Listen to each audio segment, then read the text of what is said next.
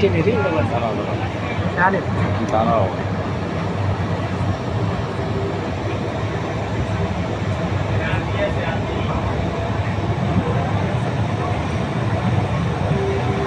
পাহাড় কাটি রাস্তা তৈরি করছে কি করছে পাহাড় কাটি রাস্তা তৈরি করছে আর যে জঙ্গল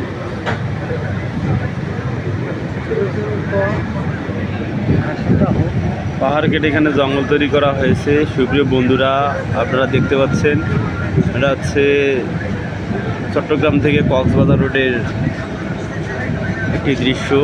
আপনারা যদি কখনো ট্রেনে ভ্রমণ করেন তাহলে দেখতে পারবেন। জাস্ট অ্যামাজিং, অসাধারণ প্রকৃতি।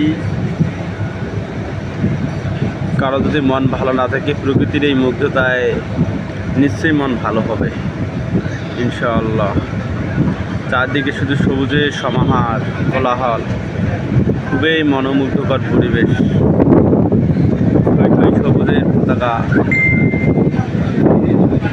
আপনারা আসেন এবং এই সুন্দর সুপ্রকৃতি উপভোগ করুন।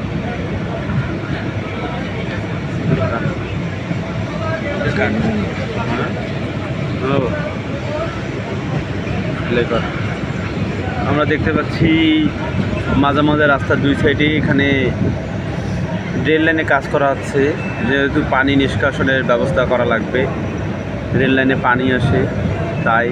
ওই মাই গড, বিশাল অরণ্য জঙ্গল। আমার মনে হয় এই জঙ্গলে চিতাবাঘ আছে বা আমরা শুনেছিলাম, কিন্তু আমরা ট্রেনে যাচ্ছি, আমরা তো এখান থেকে দেখতে পাচ্ছি না। তবে যেভাবে অরণ্য শুধু এখানে না থাকার কোনো প্রশ্নই আসে না।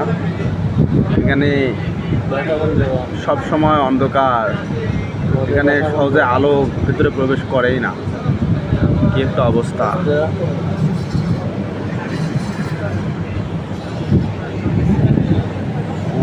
আমরা দেখতে পাচ্ছি রাস্তা দিয়ে দুজন ভাই কি জানি গাছ নিয়ে যাচ্ছে। এটা আসলে এদের গ্রাম্য প্রকৃতি। নদী নালা দিয়ে বয়ে যাচ্ছে, এখানে মাছও পাওয়া যাবে সম্ভবত। অনেক ব্রিজ কালভার্ট এখানে যাচ্ছে।